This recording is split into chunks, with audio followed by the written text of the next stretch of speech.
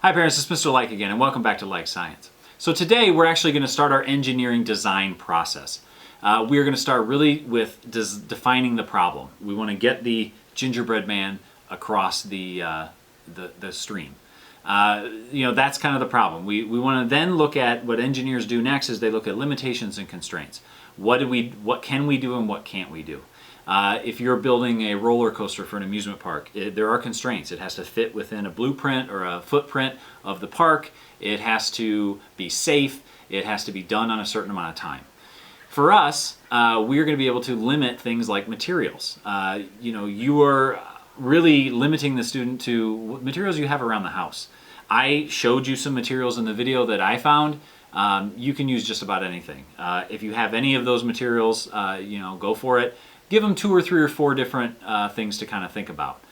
You can cut up an old cereal box and use the cardboard. You can make the whole thing out of duct tape. It doesn't matter. But give them some ideas, or just give them some things that they can kind of choose from, and maybe do a little experiment to see at the beginning here which one of those work really well in water and which ones don't.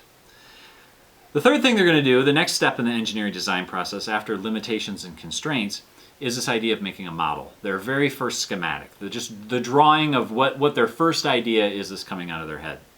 We're going to take this idea and expand on it in the next couple of episodes in order to really make it something that they've thought about. One of the biggest things that you're going to struggle with here with your son or daughter is probably they just want to get the materials and start building. I would really hasten to say that we don't want them to do that at this point. We want them to really plan and think things out.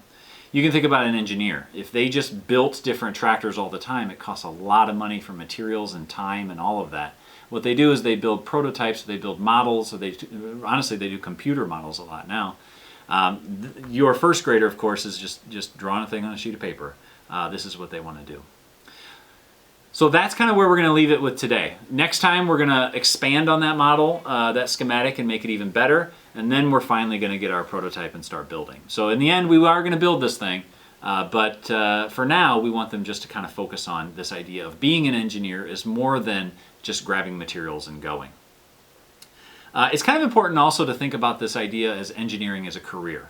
I know that the career of being an engineer is a very rewarding career, both monetarily and intrinsically.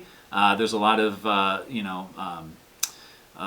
good things that come out of this, and engineers really do change the world. There are people, engineers that are computer engineers. There are mechanical engineers, electrical engineers, civil engineers. All kinds of engineering kinds of fields. Also with engineering, it's very much in demand. They're looking for really good engineers that are kind of homegrown right in the United States. We're seeing a lot of engineers coming in from other countries, which is great. I think it's a global economy, but I know that we want to create opportunities for our kids as well.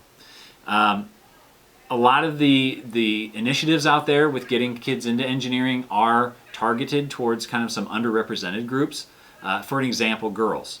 There's a lot of opportunities for girls to get on-the-job experience, internships, those kinds of things, or job shadowing kinds of things in engineering, because it's kind of an underrepresented population, along with a lot of other underrepresented populations.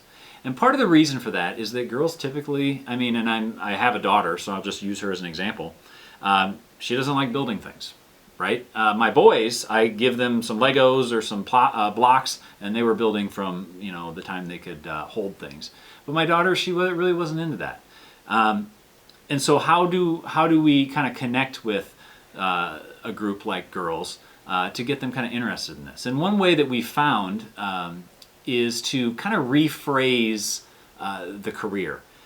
With my boys, if I give them, tell them, hey, you can work for John Deere, or you can work for Toyota, or you can work for somewhere, and you're going to build something. Awesome, right? You're going to build a tractor. And they think that's awesome, and they get to use tools, and they get to do all that kind of stuff. And I know I'm generalizing things, but just anecdotally with my family. My girl, not so much.